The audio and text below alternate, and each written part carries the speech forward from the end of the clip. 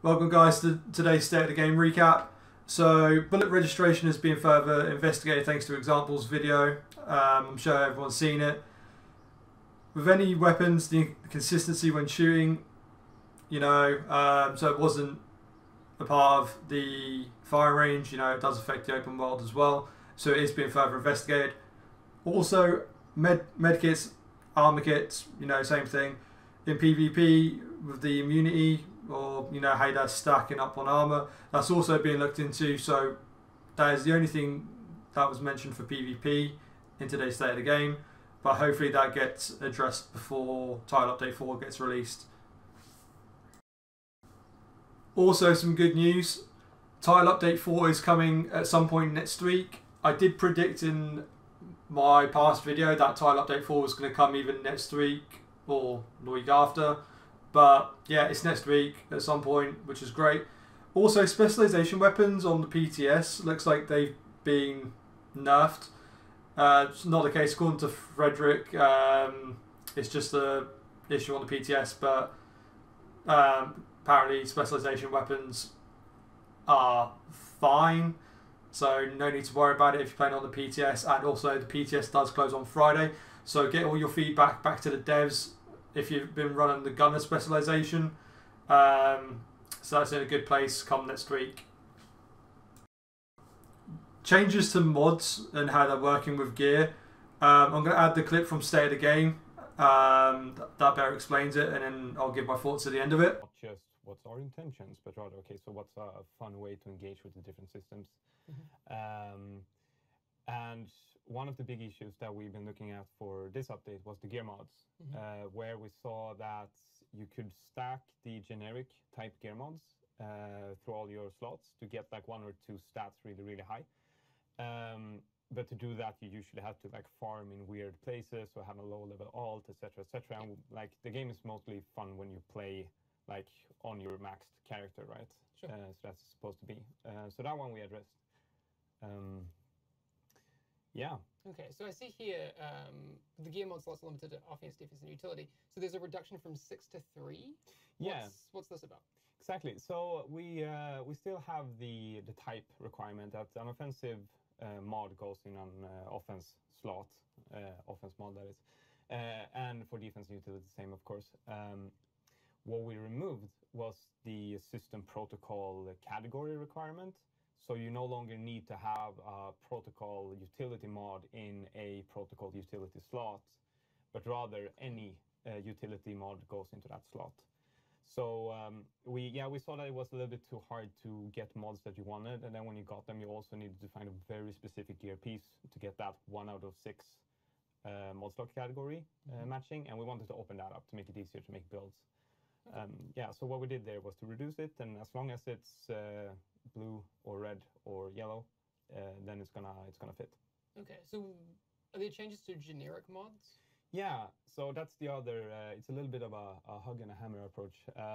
So in the last update, we already did a balancing change to buff the high-end mods to orange, because they were underperforming. And then we also brought the blue ones down a little bit. And now, as a second step here, we're making it so that high-end gear won't accept generic mods anymore, because they were breaking stuff in weird ways, because you could stack them unintentionally. So the offense, defense, utility requirements, they're there for balancing reasons, mainly. And so we decided to, we're bringing these up, we're buffing those mods, we're also making it way easier for you to equip them. And then we figured that, we can remove the generic mods from that equation, because the purpose of the generic mods is actually to give you something in the campaign. So you can try it out, get accustomed to the system, and even if you're replacing your gear on a high frequency, you can bring your generic mods with you pretty easily. But when you hit endgame, start to make builds, min-maxing, then it's time to find the more specific mods that give you maximum power towards what you're building. Okay. All right, so if you were to kind of sum up those changes, what's the design goal for that? The design goal is to make it easier and more fun to equip gear mods in the end game. I think those changes are interesting. Hopefully they won't cause any bugs to appear in Ttile Update 4. And on that note, also auxiliary mods are getting changed a little bit. Apparently they're going to be more indicating to what skills they work with. So soon see how that works out. I thought that was interesting. I'll just throw that in there. So something different. With named weapons, they look exactly like their stocked high-end cells, bar, you know, a name change. So they're actually going to get a texture visual improvement. So they just look a little bit different. Not to the point where they look like exotics, but I think that's kind of cool, you know, just to give them a better aesthetic look, if that's the right word, actually. So yeah, just a bit of a visual improvement. The first two weapons is the Splinter Shield, and there's another one which I forgot the name of, but if you already have those weapons, it's a retroactive change, so you won't need to re-get them, which, you know, it's kind of cool. Also, you can still add like paint themes or paint jobs onto them, so you know, you still got that option if you want to do that. Personally, I don't really use it, but yeah. Also, the exotic holster, come Tile Update 4, you'll have to buy a project for it. Then you'll get intel and go west of the open world somewhere. So that actually sounds really interesting. Hopefully that's a really cool like little side mission to it. A really good change that's coming to weekly invasions. All bosses will drop gear score 500 items on hard or challenging difficulty. I think that's a really, really good change because, for example, myself, when I'm getting them, it's normally from level 3 and 4 control points and occasionally boss drops. So, you know, that's a really good improvement change, especially, as they said, if you are gear score 500, so, which most players are, so that is a really good positive change coming. They did briefly mention about blueprints being across all characters is still being talked about. One thing they sort of said at the game was like, if you was to create a new character, there's like an opt-in or out saying yes if you would want to have all the blueprints, or no, and you start blank and then re-unlock them that way. I think like Division 1, it's going to get to the point where I think that option should be there because it's so repetitive doing control points and it's borderline boring constantly redoing them just to get blueprints. I think for that, if you can have more than one character, it should be something in the game soon. Also, make some more weekly and daily challenges where you can unlock blueprints because, you know, I think that would be pretty good. So next month in July we're getting episode 1. You know, DC Outskirts. So new missions being Camp White Oak. So we're going to be facing Black Tusks and hunting a traitor. So basically we're going after President Ellis. That basically got hinted to. Also National Zoo. So that's a return to Roosevelt Island to take out the outcast leader Emmeline Shaw. And you got Kenley College.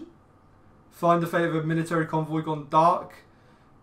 So there's threat locations that unlock one after another, with the previous location staying unlocked.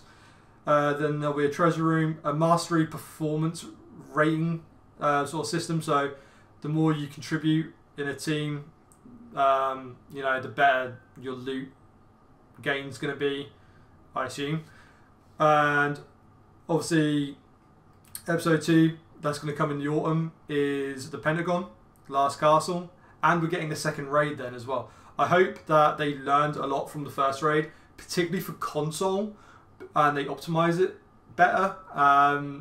So obviously there's still a lot of the community that hasn't even been able to complete Dark Hours yet. Myself being it, it's not the fact that it's been hard to find 8 players. It's also, there's a lot of people that work full time as well, so even trying to find 8 players and being able to communicate and do the raid. It's quite been difficult to find for some people. So hopefully they do a better job with the second raid when it comes. And of course, episode 3 coming early next year. We're going back to New York, Coney Islands, for a manhunt. Now that's basically been hinted at. We're finally going after Arankina. For those of you that haven't played Division 1, I recommend you play it because you'll learn a lot more about Arankina in that game. The traitor first wave agent. Because in Division 2 there's only like a handful of audio recordings. So yeah, go back to Division 1.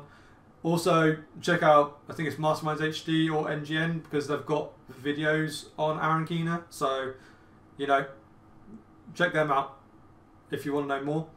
And I'll add the E3 recap as well, that they showed on State of the Game right at the end of this video. So check that if you want.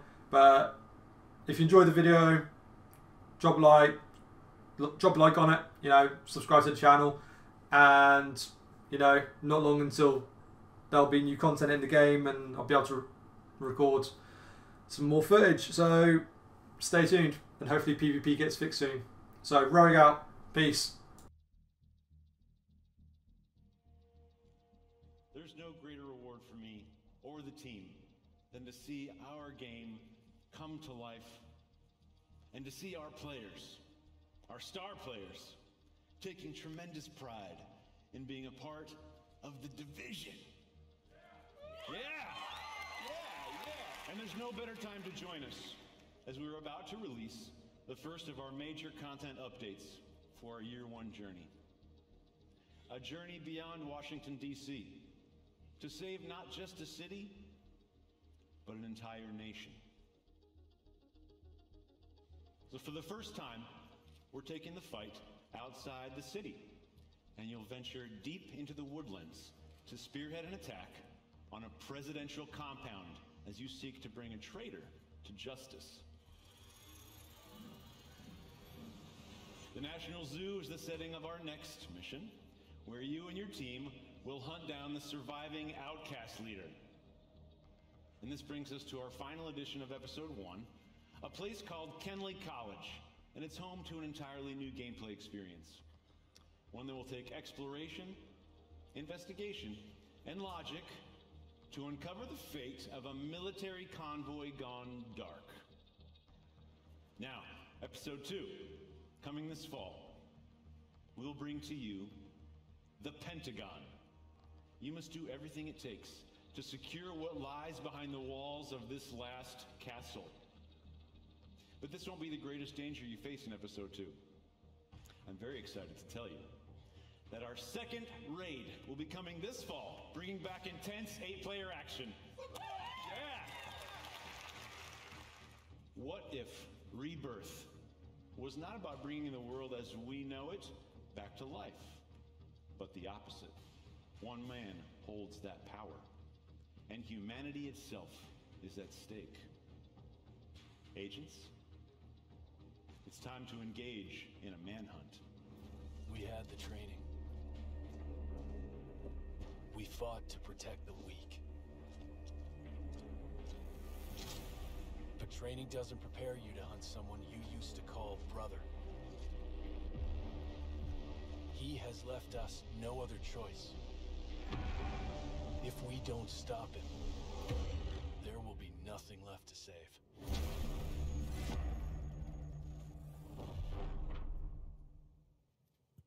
Hello everyone, and welcome to State of the Game number 124 on the 12th of June. It's E3 week, so we thought we'd give you a little bit of a recap